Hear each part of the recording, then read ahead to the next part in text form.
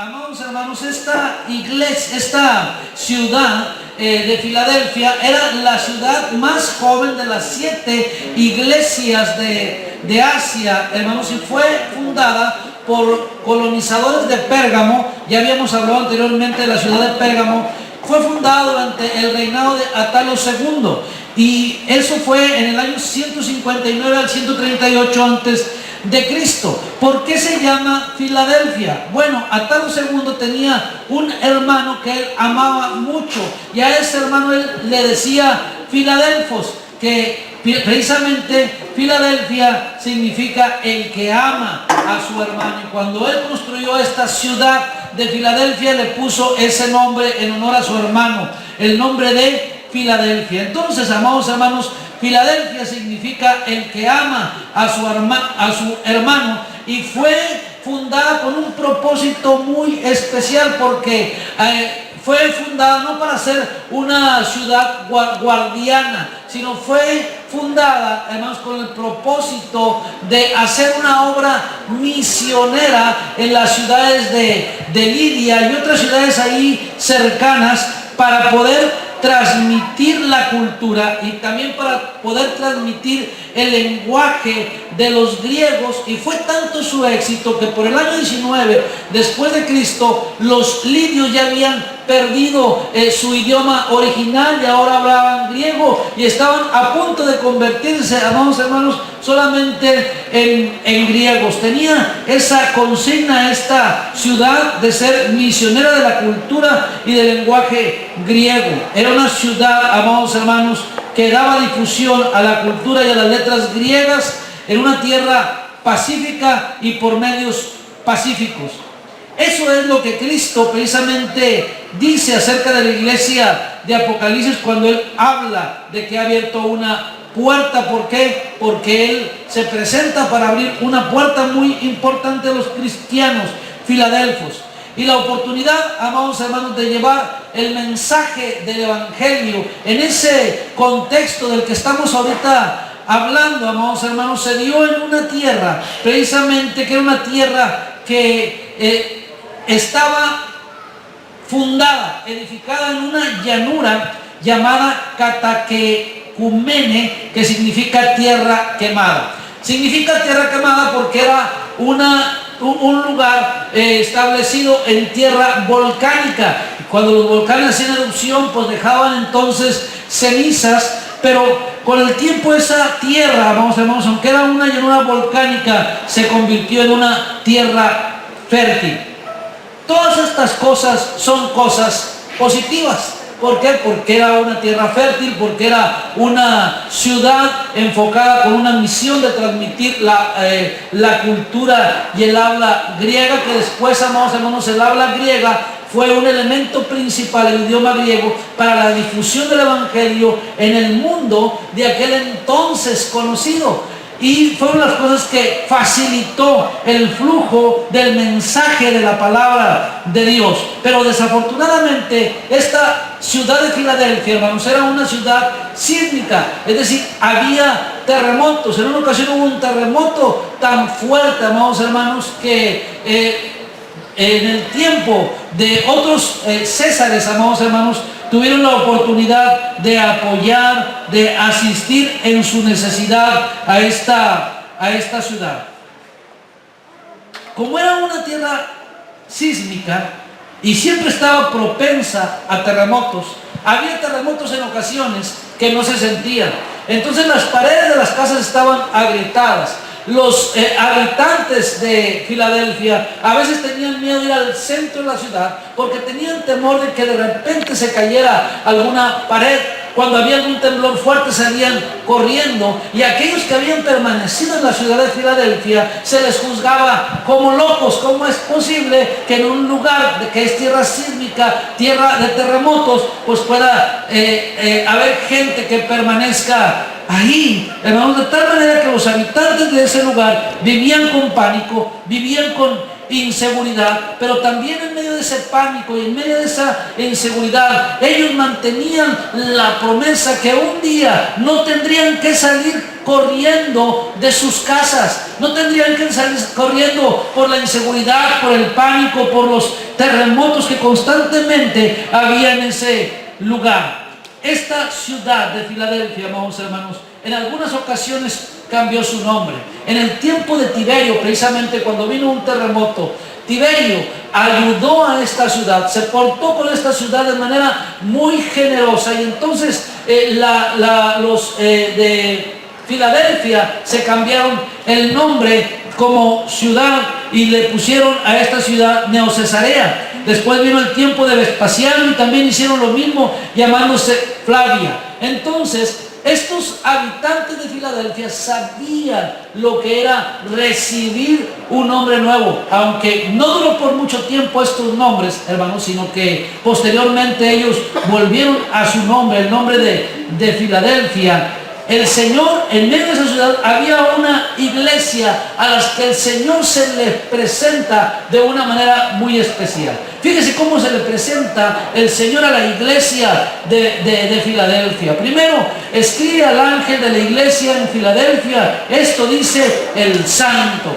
El Señor Jesucristo se le presenta a la iglesia de Filadelfia como el Santo. Y cuando la Biblia habla de el Santo, está haciendo una descripción del mismo Dios. Es decir, el Santo, el mismo Dios está visitando la iglesia de Filadelfia, se les está presentando, amados hermanos. Sabemos que al Dios se le conocía, al Dios de Israel, como el Dios Santo, el Dios 3 veces Santo. Precisamente cuando Isaías está en el templo, dice la palabra de Dios que Isaías, estando en el templo, las faldas de Dios cubrieron el templo, y entonces había querubines y había serafines que estaban clamando constantemente: Santo, Santo, Santo, reconociendo al Dios Todopoderoso por su santidad. Y vamos a encontrar, amados hermanos, en la palabra de Dios, en Isaías 40:25, en Isaías 43:15 y muchos otros pasajes, que se habla del Dios Santo, de tal manera que cuando Jesús se le presenta a la iglesia de Filadelfia y le dice que Él es el Santo, amados hermanos, está diciendo que este atributo, esta distinción es también para el Señor Jesucristo, para el Cristo resucitado, porque el Cristo resucitado, hermanos, participa del ser de Dios, porque el Cristo resucitado es Dios mismo encarnado, visitando a la iglesia. Y el Santo de Israel, el Dios Santo, se hace presente como el Dios Santo, pero también como el que es verdadero. Siga conmigo ahí en el pasaje, amados hermanos, en el verso número 7, el verdadero. Esta palabra, el verdadero, significa al que es real. En Jesucristo se encuentra la realidad. Cuando usted y yo nos encontramos, hermanos, con Jesucristo, nos estamos encontrando con la realidad. Cuando usted y yo nos encontramos con Jesús, nos estamos encontrando con la verdad misma. Dice la Biblia: y conoceréis la verdad. Y Jesús dice: yo soy el camino y soy la verdad y la vida.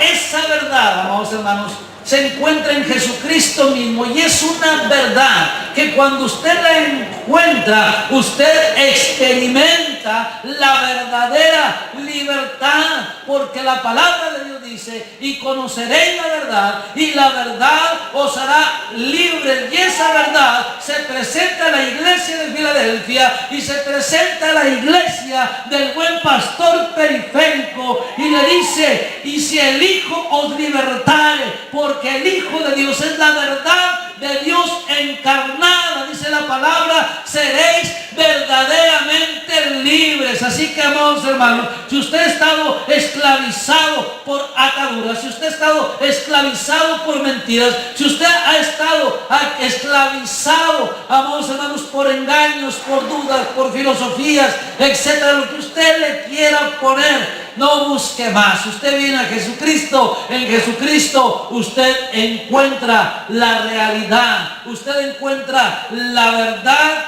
que viene para hacerle libre completamente. Así que el santo, el que es verdadero, el que tiene la llave de David, se presenta a la iglesia de Filadelfia. Y la llave simboliza autoridad. Es Jesucristo el que tiene la autoridad para abrir y para cerrar. Es Jesucristo, amados hermanos, el que tiene toda la autoridad definitiva y que nadie puede poner en dudas. Dice la palabra de Dios, el que tiene la llave de David, verso 7, el que abre y ninguno cierra. Y el que cierra, ¿y qué, hermanos? Y ninguno abre. En el tiempo de Ezequías había un mayordomo fiel llamado Eliaquim. E Isaías escuchó a Dios decir de Eliaquim: y pondré la llave de la casa de David sobre su hombro. Él abrirá y nadie cerrará. Cerrará y nadie abrirá. Se encuentra en Isaías 22:22. Jesús, amados hermanos, es el único que tiene autoridad para admitir a Jerusalén, amén, a todo aquel que deposita su fe en él, para admitir en la nueva ciudad de Dios, en la nueva Jerusalén, a todo aquel que ha creído y ha depositado su confianza en él y lo ha recibido como Señor y como Salvador. Él abrió el camino del reino de los cielos. Y Él abrió el camino para usted y para mí. Él abrió el camino para todos los creyentes. Él es nuestro acceso al Padre. Por eso Él es el camino y Él es la verdad y Él es la vida. No hay otro nombre bajo el cielo dado a los hombres por medio del cual usted y yo podamos ser salvos. Dios le dio un nombre que es sobre todo nombre, para que en el nombre de Jesucristo se doble toda rodilla de los que están en los cielos, en la tierra y debajo de la tierra, y toda lengua confiese que Jesucristo es el Señor, para honra y gloria de Dios Padre. Es Jesucristo, este Jesús, el que se presenta, amados hermanos, a la iglesia de Filadelfia y le muestra que le abre una puerta. Una puerta que nadie puede cerrar, porque Él es el que tiene la llave.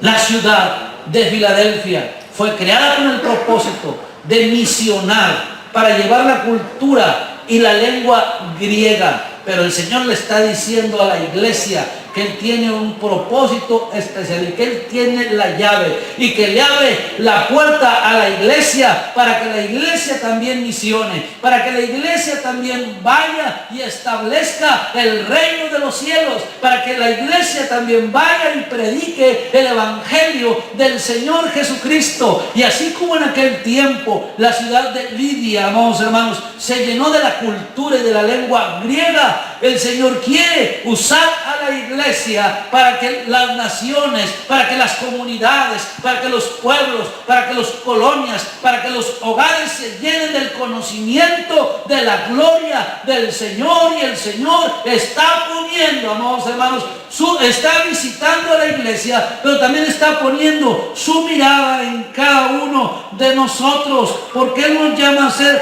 misioneros y quiere que empecemos en nuestra Jerusalén, en nuestra casa, con nuestros amigos, con nuestros parientes, con nuestros vecinos, y les hagamos conocer que hay un Dios vivo y verdadero que salva, que hay un Dios vivo y verdadero que sana, que hay un Dios vivo y verdadero que libera, que hay un Dios vivo y verdadero que transforma las vidas, los corazones, los matrimonios, los hogares y todos cuantos en ellos depositan su confianza en el Señor como Salvador. Jesucristo mismo es la puerta de acceso a la presencia del Señor. Por eso cuando el Señor viene, amados hermanos, el Señor nos pone en comunicación con el Señor. Y ahora nuestras plegarias, nuestro clamor, nuestras oraciones tienen un sentido diferente, porque sabemos que le estamos hablando no a una imagen, no a algo que nos estamos imaginando, sino sabemos que nuestras oraciones están siendo dirigidos a una persona que es real, que vive y que vive por los siglos de los siglos, y que usted sabe, tiene conciencia cuando ora que el Señor está ahí y que está escuchando su oración y que está escuchando su clamor y que está escuchando sus palabras. Amén. Qué hermoso, hermanos, es el Señor. Dice la palabra de Dios: yo conozco tus obras y he puesto delante de ti una puerta abierta, la cual nadie puede cerrar, porque aunque tienes poca fuerza, has guardado mi palabra y no has negado mi fe. El Señor abre una puerta. ¿Cómo está esa puerta, hermanos? Abierta. Una puerta abierta que nadie puede cerrar. Y luego fíjese lo que dice: aunque tienes poca ¿qué? Fuerza. Poca fuerza. Y aunque tienes poca fuerza, no has negado mi nombre. No has negado mi nombre. No has negado mi palabra y no has negado mi nombre. Esto quiere decir que en algún momento la iglesia de Filadelfia atravesó por prueba. La iglesia de Filadelfia atravesó por lucha. Pero el Señor le dice a esta iglesia débil, sin fuerza, pero que a pesar de su debilidad, que a pesar de sus pruebas, que a pesar de las situaciones adversas que ha vivido, el Señor, amados hermanos, le hace ver a esta iglesia que Él ha abierto una puerta. Una puerta, amados hermanos, en la que la iglesia puede proclamar, puede predicar. Y dice la palabra: he aquí yo entrego en la sinagoga de Satanás a los que se dicen ser judíos. ¿Y qué? Y no lo son, sino que mienten.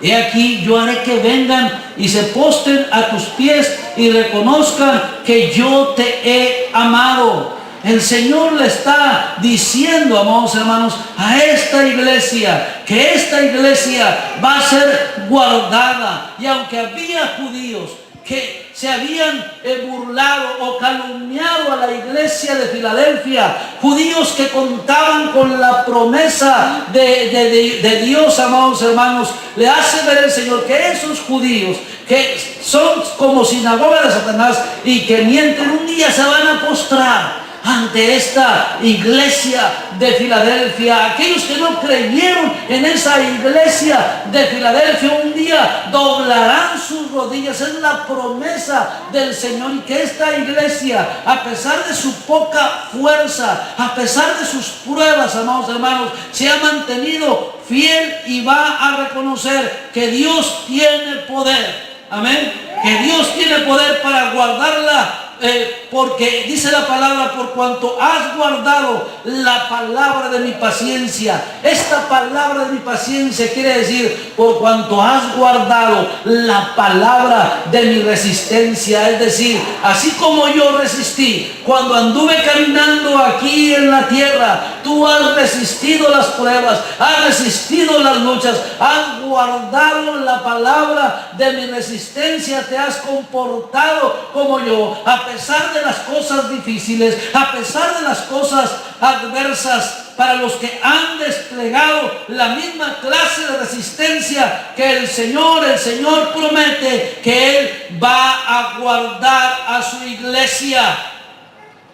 Por cuanto has guardado la palabra, yo también te guardaré en la hora de la prueba. Estamos pasando por lucha, estamos pasando a veces por dificultad, estamos pasando a veces por momentos de desaliento, por momentos de desánimo, pero a pesar de eso estamos aquí y estamos buscando al Señor y estamos resistiendo los embates directos a veces de Satanás contra nuestra iglesia, contra nuestra vida, contra nuestro matrimonio, contra nuestras familias. El Señor dice, por cuanto has guardado la palabra de mi resistencia, yo también te guardaré en el tiempo de prueba. Yo también te voy a sacar adelante. Yo también te voy a sacar victorioso. Yo también voy a hacer que tú tengas victoria. ¿Por qué? Porque Jesús, amados hermanos, es nuestro ejemplo, porque Él es nuestra inspiración, porque Él simpatiza con nosotros. Y los que hemos creído, los que permanezcamos fieles hasta la muerte, amados hermanos, la palabra de Dios nos muestra que Él nos garantiza su presencia, Él nos garantiza su cuidado, Él nos garantiza su protección, porque mayor es el que está en nosotros que aquel que en el mundo está. Así dice la palabra del Señor.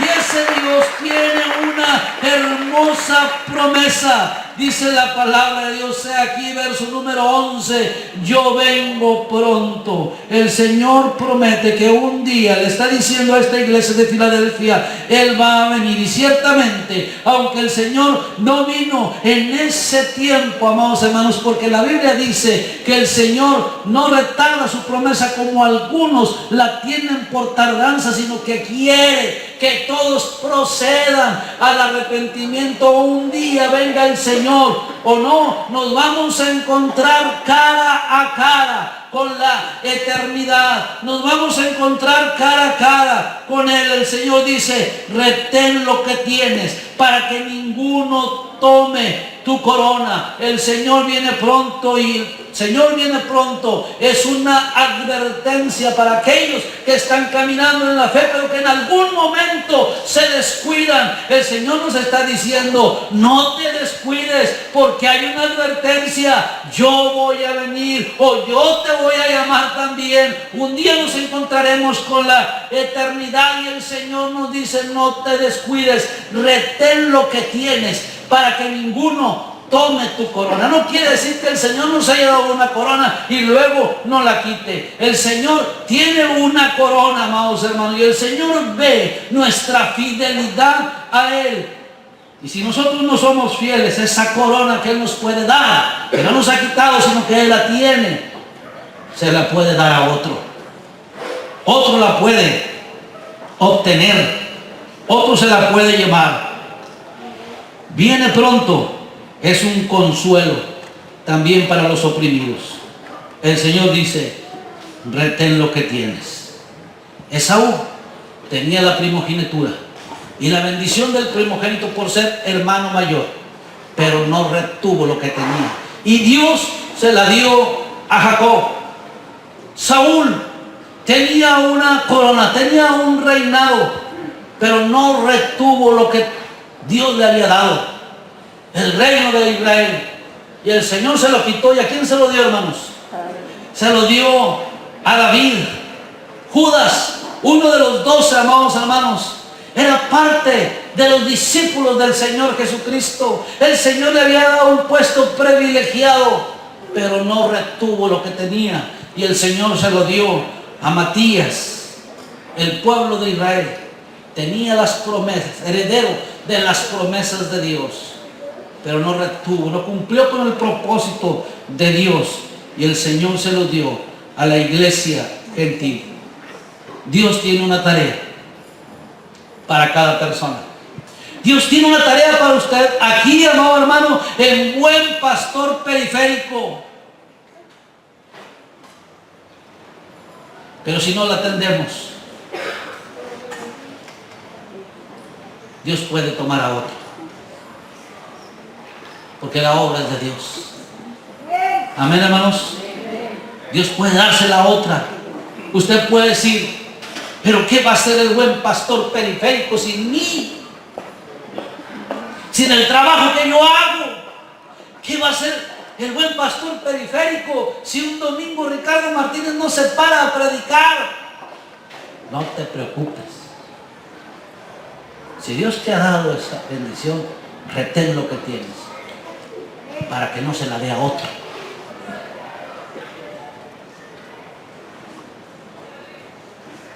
Qué tremendo, ¿verdad, hermanos? Retén lo que tienes para que ninguno, dice la palabra, que hermanos, tome tu corona. ¿Cuántos recuerdan ese canto? He aquí yo vengo pronto. He aquí yo vengo pronto. Retén lo que tienes para que ninguno tome tu corona. Y es un llamado del Señor a la fidelidad.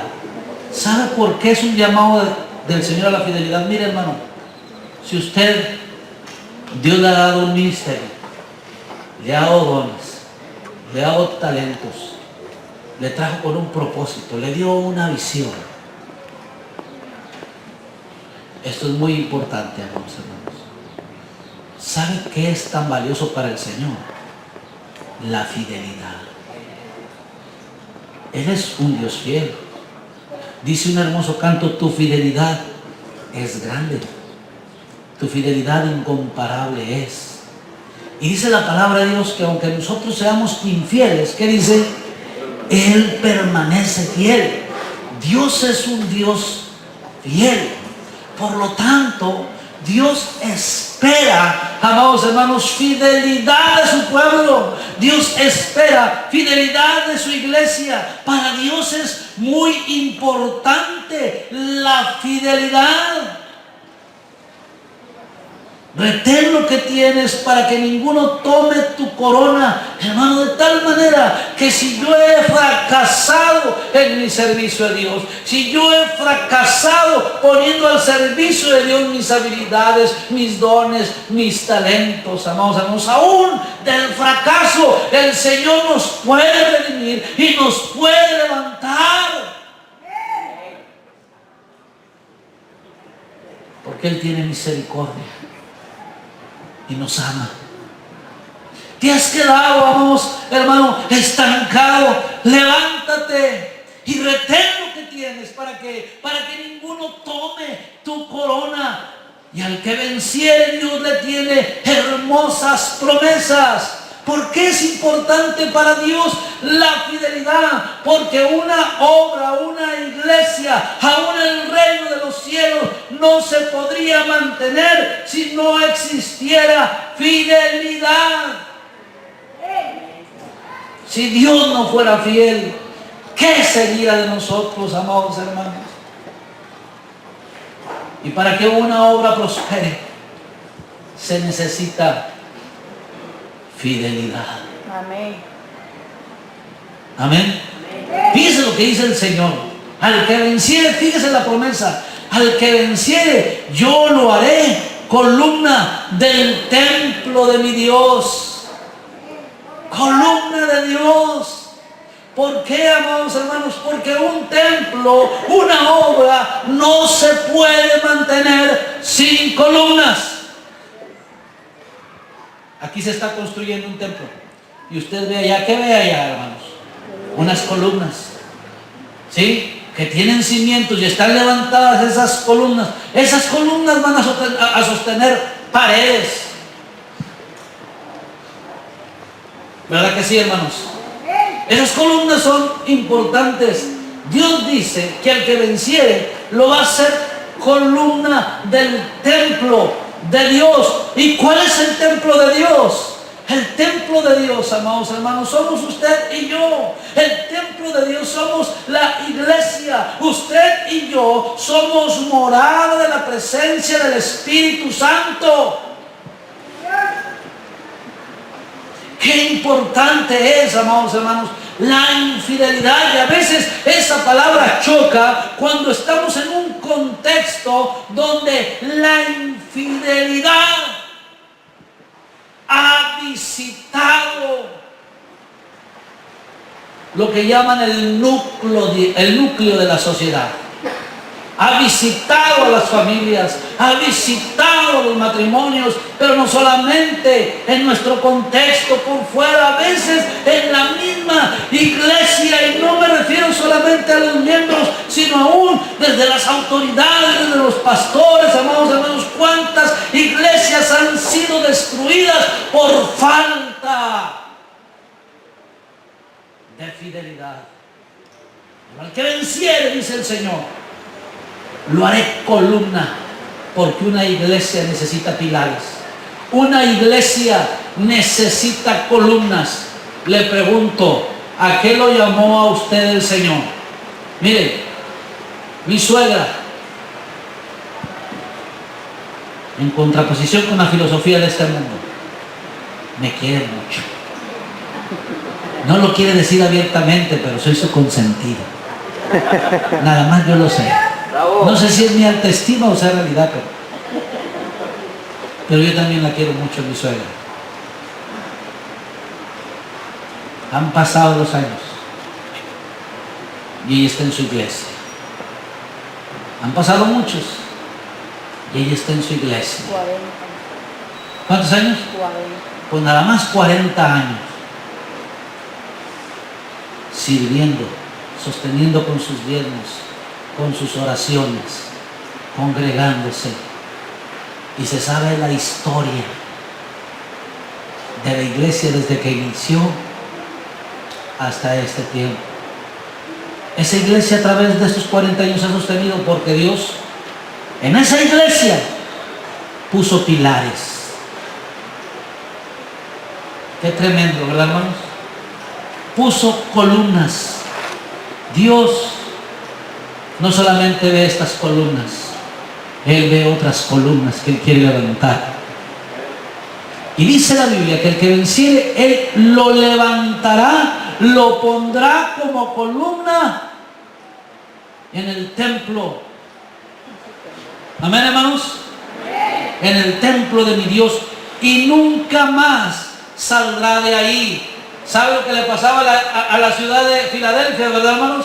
Cada vez que había un terremoto, venía la inseguridad y salían corriendo. Constantemente estaban saliendo, pero el Señor le da una seguridad a la iglesia. Te voy a poner como columna del templo de mi Dios y nunca más saldrás de ahí. Es decir, mi protección está garantizada. Hay una promesa de seguridad. No tendrás que salir más. Y se la da al fiel cristiano de una estabilidad, amados hermanos, serena, en la paz que solamente Jesucristo puede dar y en la paz que Jesucristo solamente puede proveer. Pues dice su palabra: he aquí yo les doy la paz que el mundo no da, la paz que el mundo no entiende. Te voy a levantar como una columna del templo de mi Dios y no saldrás, sino que estarás seguro en mi presencia.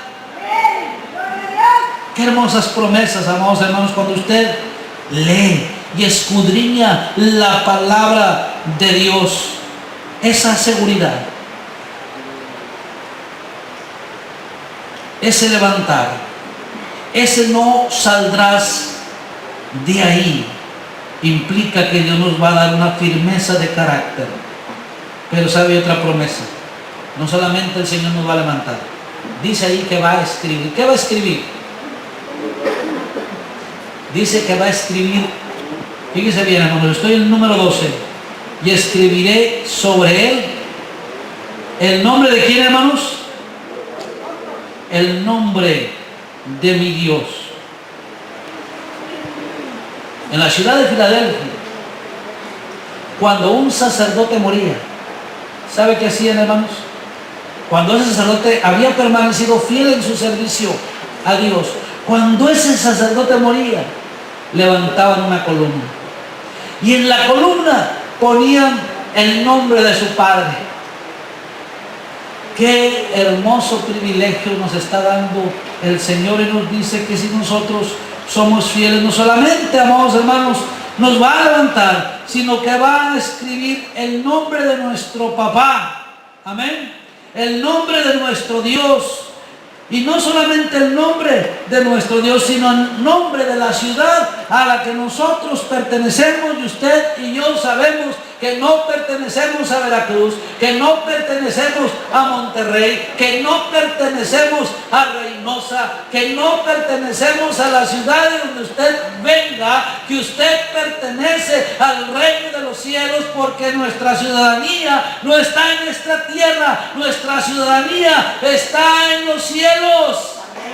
Usted es un ciudadano del reino de los cielos, amados hermanos. Y el Señor quiere levantarle como pilar, poner el nombre de su Padre para hacerle ver que usted, amados hermanos, como los esclavos de aquel tiempo, llevaban la marca de las iniciales de su dueño para hacerle saber que ese esclavo era propiedad de él. Así el Señor nos dice que Él nos va a levantar como una columna y va a poner su marca en nosotros para hacernos ver que usted y yo no le pertenecemos a nadie más, sino que solamente le pertenecemos a Jesucristo y que somos ciudadanos de su reino, y que Jesucristo marcará a los fieles servidores con su nombre, con aquellos que van a participar de su victoria. El Señor está haciendo un llamado. ¿Cuántos quieren levantarse como columna del Señor? ¿Has vacilado? ¿Has dudado? ¿Seguiré o no seguiré? Retén lo que tienes. Dios te llamó a un ministerio. Retén lo que tienes. Dios te ha dado dones. Retén lo que tienes. Dios te ha dado habilidades que no le dio el pastor Ricardo Martínez. Retén lo que tienes. Dios te hace que muevas bien el pandero, que no lo sabe mover el pastor Ricardo Martínez. Retén lo que tienes. Dios te da la habilidad de mover las banderas. Yo no las sé mover. Retén lo que tienes. Dios te ha dado la habilidad de cantar bonito. Eso sí, como el pastor Ricardo Martínez. Retén lo que tienes. Dios te ha dado la habilidad de tocar un instrumento como David Meraz. Retén lo que tienes. Dios te ha dado una voz como la de Juan Carlos. Retén lo que tienes. Dios te ha dado la habilidad de organizar. Retén lo que tienes. Dios te ha dado la habilidad de servir. Retén lo que tienes. Dios te ha dado la habilidad de moverle a la olla cuando la iglesia hace convivios. Que fuera de esos hermanos benditos. Retén lo que tienes para que ninguno tome tu corona. Él es fiel y te hace un llamado, hermano. Te hace un llamado a la fidelidad. Buen pastor periférico es una obra de Dios, pero la única manera de que esta obra se sostenga es que nosotros tomemos el reto de Dios y le digamos al Señor: Señor, yo quiero ser una columna del buen pastor periférico y quiero ser una columna fiel donde tú pongas tu nombre, porque no quiero caminar en la visión de los hombres, quiero caminar en la visión tuya, Señor, en la visión de Dios. Y si yo he creído que esta obra es tuya, si yo he creído que esta obra es de Dios y por eso tú me trajiste, así como tú has sido fiel, Señor, yo me levanto en esta hora para serte fiel. ¿Cuántos se levantan en esta hora? ¿Cuántos se levantan en esta hora? Este es un desafío, amados hermanos.